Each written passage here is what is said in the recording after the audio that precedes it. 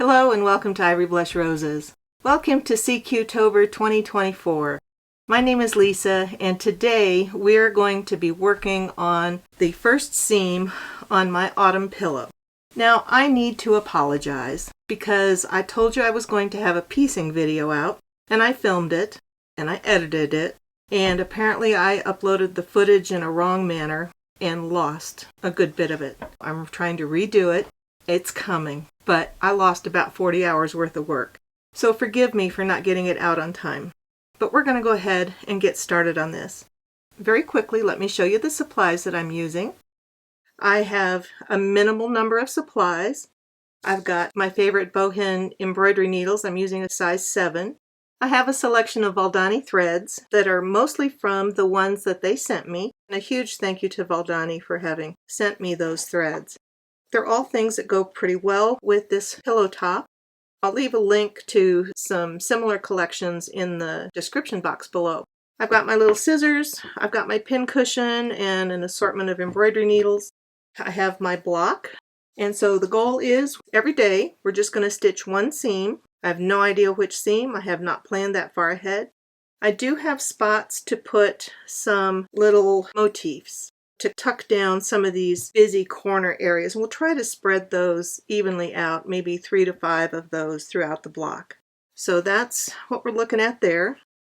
I figured that I had 33 seams on this block, and even though we've only got 31 days in the month and I only plan on stitching for 23 of them, I wanted to make sure I have enough seams to cover the whole thing. So if I have a seam that's short or goes really fast, we might do 2 seams in a day, but the goal is just 1 seam a day.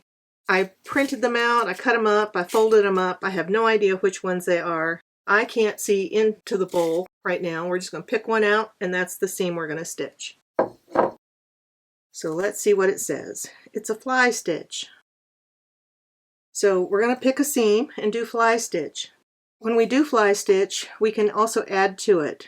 The things that I came up with, we have 5 common things that we add to crazy quilt stitches.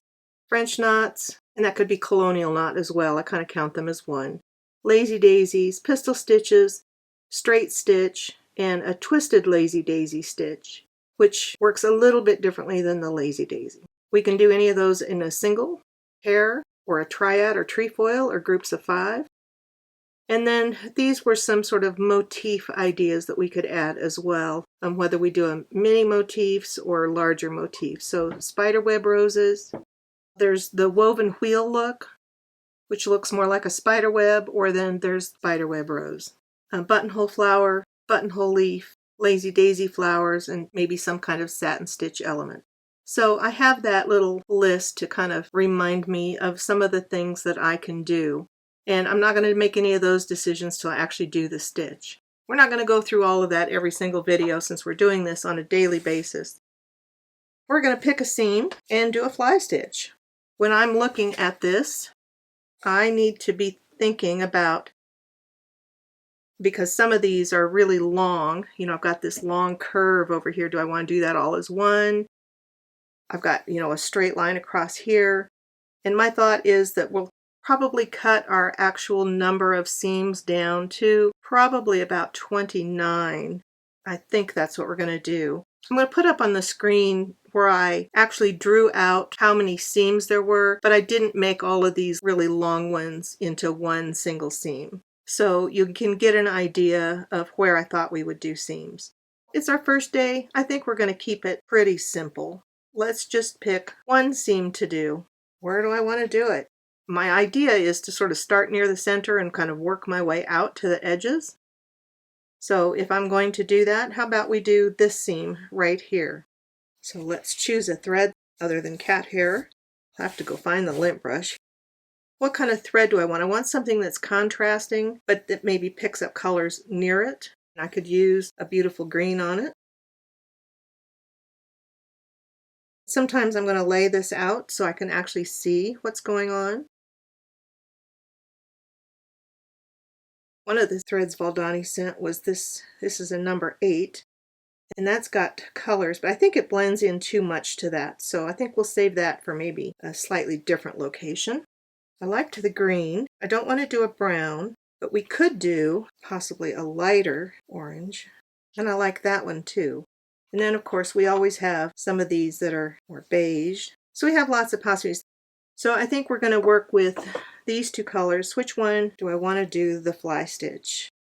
I'm actually going to use the orange. That's a change for me to choose orange.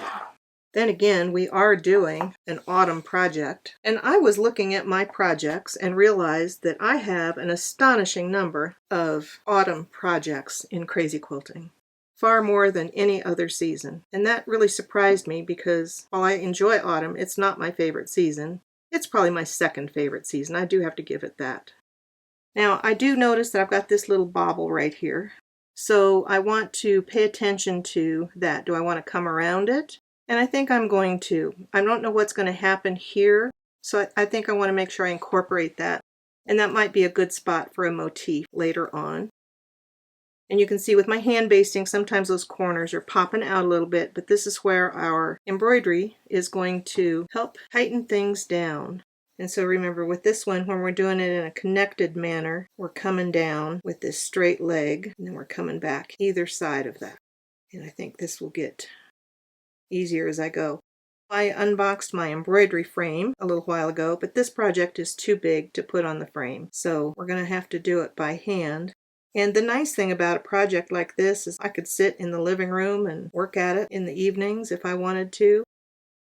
It's just a sort of a nice cozy project to pick up, especially as the evenings get a little bit cooler.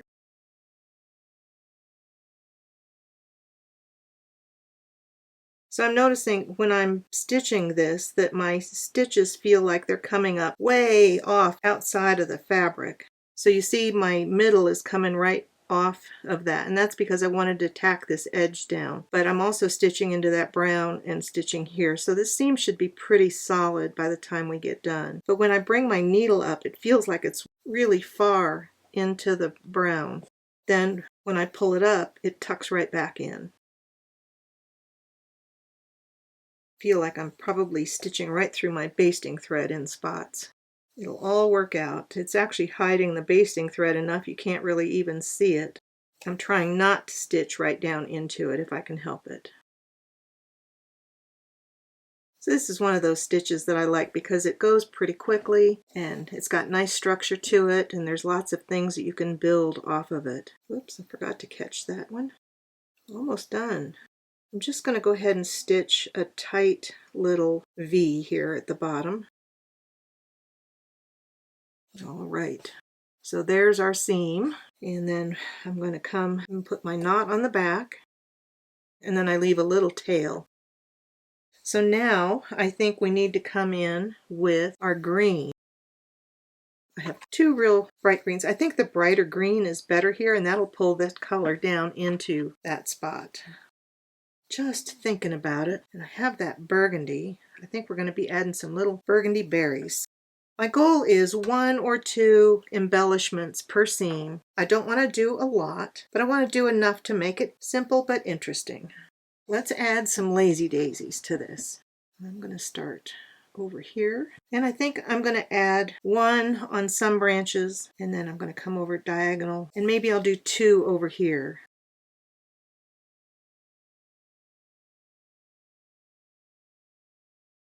So I'm going to vary size and shape and make it look a little more random as we go. So there's 2 leaves on that one. And again, I'm just going to zigzag my way up. Am I going to do every other one? I might do every 2 up on each side just to add some variety.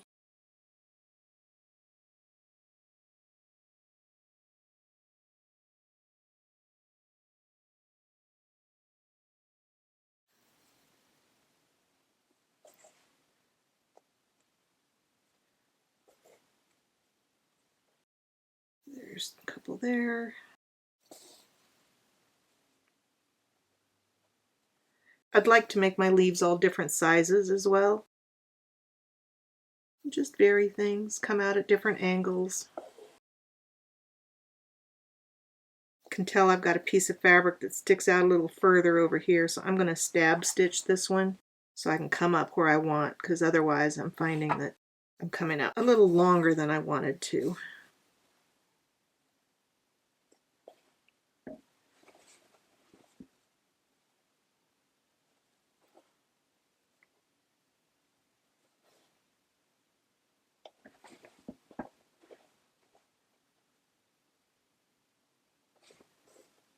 I might actually do 3 on this side.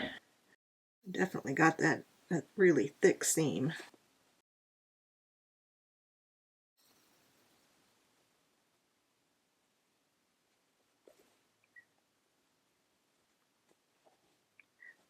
Those are little tiny leaves. Maybe we need to put a third bigger one in here to finish this one off.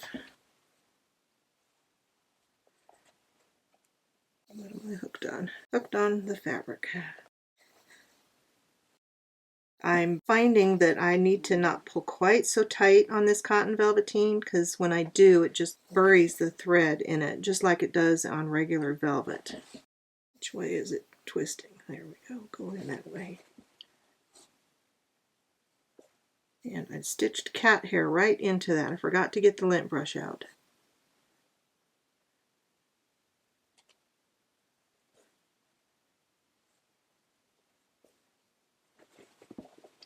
We'll do 2 here.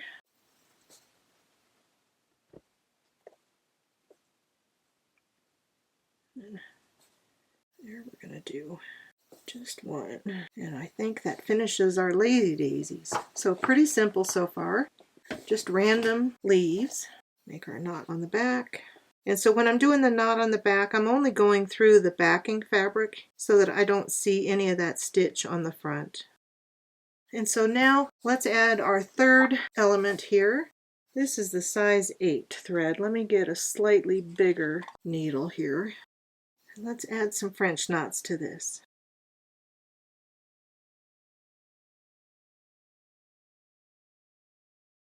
And for me, French knots are one of those things that it doesn't matter to me which direction I work it from. It's going to work the same.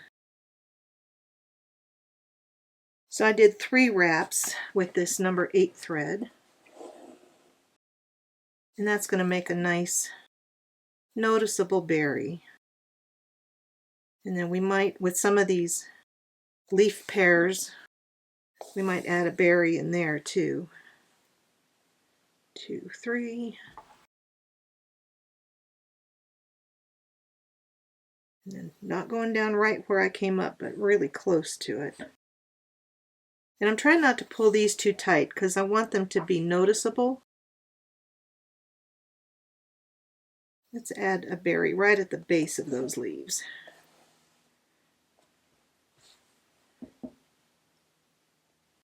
And I won't do it on every one of them, but it's always nice to have just little options and things that catch your eye.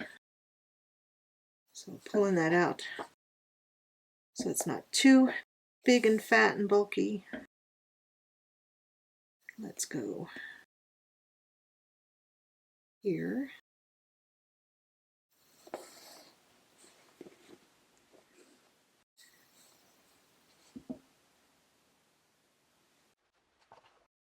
And maybe this time I'm going to do 2 French knots in a spot rather than just 1.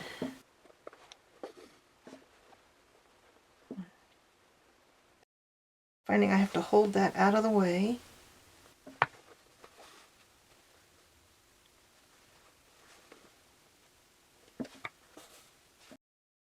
And we'll just sprinkle berries all the way up this vine.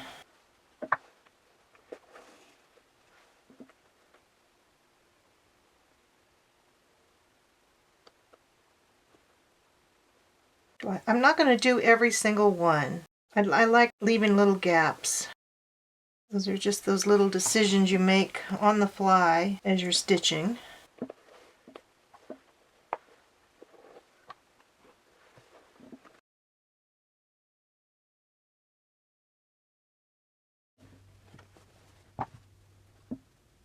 Three wraps. I'll hold that end.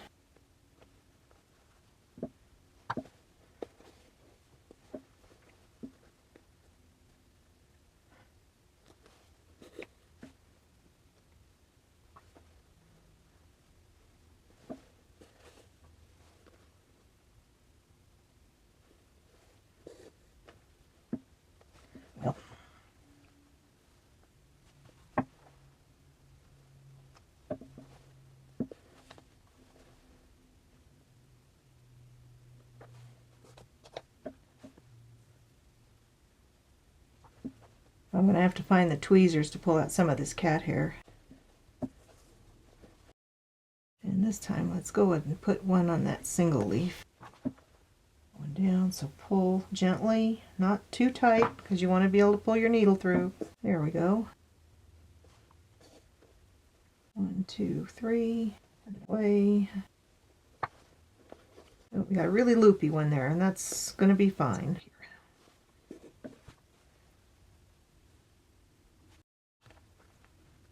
So I noticed when I was stitching leaves, I told you at first I was going to go every 2, and I noticed some spots I've gone every 1. You know, there's 1 in between, and some places there's 3 in between.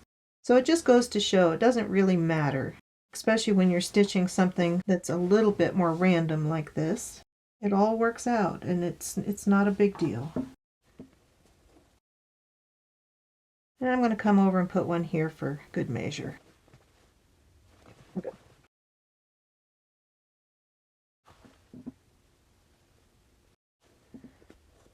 All right, let me knot that off.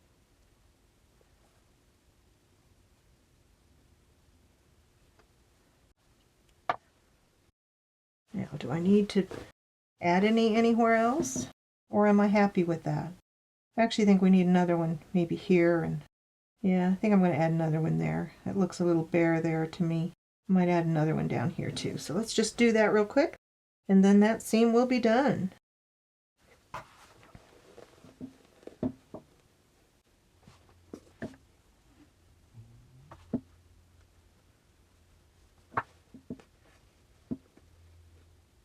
You know, I'm just going to add a second one right there. Fill it out a little bit. There we go. And then it's a pretty long haul from that down to that other one, so I'm just going to knot this off.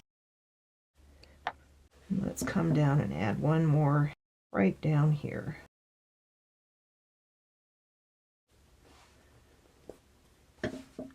feel like that first one we did just sort of got hidden in there and you can't really see it, and if we put 2 together I think it'll be a little more noticeable.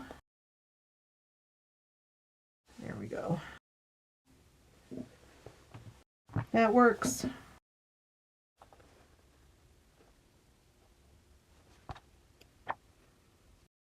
Okay, let's take a look at that seam.